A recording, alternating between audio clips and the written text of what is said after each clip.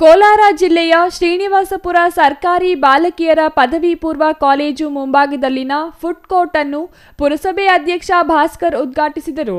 ನಂತರ ಮಾತನಾಡಿದ ಅವರು, ಬೀದಿ ಬದಿ ವ್ಯಾಪಾರಿಗಳ ಪಟ್ಟಿಯನ್ನು ಪುರಸಭೆ ಅಧಿಕಾರಿಗಳಿಂದ ಸಿದ್ಧಪಡಿಸಲಾಗಿದ್ದು, ಲಾಟರಿ ಮೂಲಕ ಅಂಗಡಿಗಳ ಸಂಖ್ಯೆ ನೀಡಲಾಗುವುದು. ಯಾವುದೇ ಕಾರಣಕ್ಕೂ ಅಂಗಡಿಗಳನ್ನು ನೀಡಿದವರು ಮಾತ್ರ ಅಂಗಡಿಗಳನ್ನು ತೆರೆಯಬೇಕು. ಅಂಗಡಿಗಳನ್ನು ನಮ್ಮಿಂದ ಪಡೆದು ಬೇರೆಯವರಿಗೆ ಬಾಡಿಗೆ ಕೊಡುವುದನ್ನು ಮಾಡುವ ಹಾಗೆ ಇಲ್ಲ ಎಂದು ಎಚ್ಚರಿಸಿದರು. ಮಾರ್ಗಸೂಚನೆ ಮಾಡಿದೆ. ಕಾರಣ ಇಷ್ಟೇ, ಖಾತಾದಲ್ಲಿ ಸಿಕ್ಕಾಪಟ್ಟೆ ಆಂದೋಲನ ಆಗ್ತಾ ಇದೆ, ಅದು ಇದು ಅಂತ ಹೇಳ್ತಾ ಇದ್ದಾರೆ.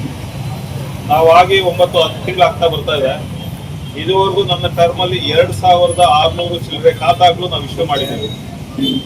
ಶ್ರೀನಿವಾಸಪುರದಲ್ಲಿ ಮೊತ್ತಕ್ಕೆ ಇರೋದೇ ಸುಮಾರು ಅಂದ್ರೆ 6,000-7,000 ಮನೆ ಆದ್ರೆ 2,600 ಚಿಲ್ಲರೆ ನಾವು ಖಾತಾ ಇಶ್ಯೂ ಮಾಡಿದೀವಿ.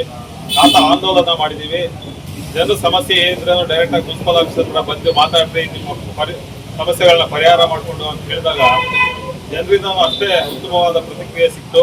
ಅದ್ರ ಪ್ರಕಾರ ನಾವು ಕ್ಯಾಂಪ್ಸ್ ಮಾಡಿದ್ವಿ, ವಾರ್ಡ್ ಕ್ಯಾಂಪ್ಸ್ ಮಾಡಿದಾಗ ಜನರಿಗೆ ಏನೇನು ಅನಾನುಕೂಲಗಳಿತ್ತು ಅಲ್ಲಿಂದ ಮಾಹಿತಿ ತಗೊಂಡು ಅವ್ರಿಗಲ್ಲೇ ಖಾತಾಗಳಾಗ್ಬೋದು, ಇನ್ನೊಂದು ಮತ್ತೊಂದು ತುಂಬಾ ವೇಗವಾಗಿ 6 ತಿಂಗಳಲ್ಲಿ 7 ತಿಂಗಳಲ್ಲಿ ಒಂದು ಪೀರಿಯಡ್ ಆಗಿ 1-2 ತಿಂಗಳು ಏನಿದು ಅಂತ ತಿಳ್ಕೊಳಕ್ಕೆ ಆಗಿರುತ್ತೆ.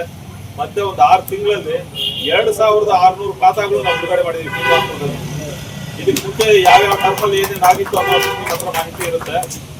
2.5 ವರ್ಷ ಹಿಂದಿನ 2.5 ವರ್ಷದಲ್ಲಿ ಏನಾಗಿತ್ತು, ಹಿಂದಿನ 5 ವರ್ಷದಲ್ಲಿ ಏನಾಗಿತ್ತು ಅನ್ನೋ ಮಾಹಿತಿನೂ ನಮ್ಗೆ ಸಿಗುತ್ತೆ. ಈ ಜಾಗ ನಿಮ್ಮ ಸ್ವಂತ ಜಾಗವಲ್ಲ.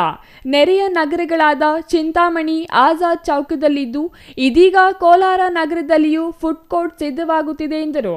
ಪಟ್ಟಣದಲ್ಲಿ ಸುಮಾರು 7,000 ಮನೆಗಳಿದ್ದು ಅದರಲ್ಲಿ ಈಗಾಗಲೇ 2,600ಕ್ಕೂ ಮೇಲ್ಪಟ್ಟು ಖಾತೆಗಳನ್ನು ಮಾಡಲಾಗಿದೆ. ಇದಕ್ಕೆ ಸಹಕರಿಸುತ್ತಿರುವ ಅಧಿಕಾರಿಗಳಿಗೆ ಕೃತಜ್ಞತೆ ಸಲ್ಲಿಸಿದರು. 2018ರಲ್ಲಿ ಪಟ್ಟಣದ ಅಭಿವೃದ್ಧಿಗಾಗಿ ಸರ್ಕಾರದಿಂದ 15 ಕೋಟಿ ರು ವಿಶೇಷ ಅನುದಾನ ಬಿಡುಗಡೆಯಾಗಿತ್ತು. ಟೆಂಡರ್ ಮೂಲಕ ಈ ಅನುದಾನದಲ್ಲಿ ಪಟ್ಟಣದ ರಸ್ತೆ, ಕೊಳವೆ ಬಾವಿ, ಕುಡಿಯುವ ನೀರು, ಚರಂಡಿ ಸೇರಿದಂತೆ ಇತರೆ ಮೂಲ ಸೌಲಭ್ಯಗಳಿಗೆ ಬಳಸಿಕೊಂಡು ಪುರಸಭೆ ಸದಸ್ಯರ ಸಹಕಾರದೊಂದಿಗೆ ಪಟ್ಟಣ ಅಭಿವೃದ್ಧಿ ಪಡಿಸಲಾಗುವುದು ಎಂದರು. Chandrashekar, CTV news, Srinivaspur.